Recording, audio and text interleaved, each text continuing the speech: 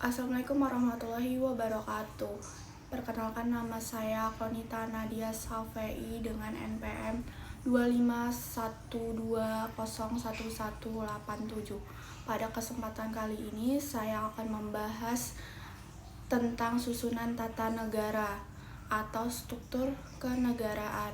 Materi ini sangat penting untuk kita memahami agar bagaimana suatu negara terbentuk dan bagaimana sistem pemerintahan berjalan secara efektif.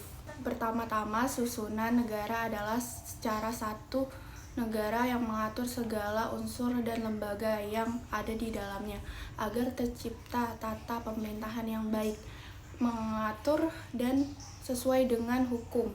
Susunan negara berbeda-beda tergantung pada bentuk negara itu sendiri, tetapi secara umum dapat dibagi menjadi beberapa elemen pokok, yaitu lembaga legislatif, eksekutif, dan yudikatif.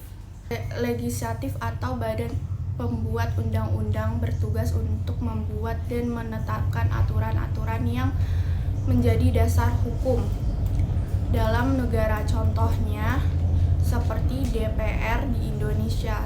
Selanjutnya ada lembaga eksekutif yang berfungsi melaksanakan undang-undang dan kebijakan negara seperti presiden dan menteri-menteri.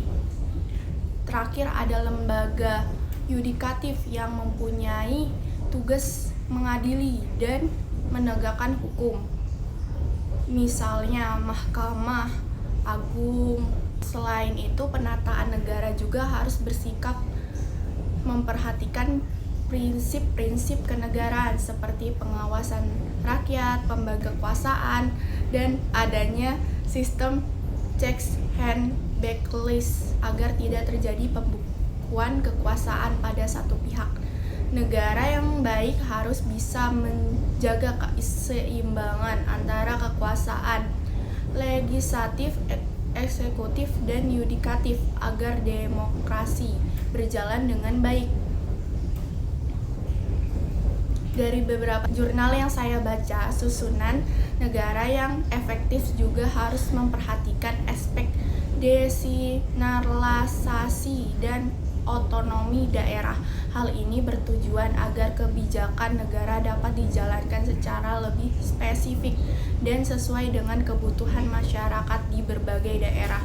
Dengan demikian, setiap elemen dalam suatu negara mempunyai peran penting dalam sistem pemerintahan yang menyeluruh dan terintegrasi.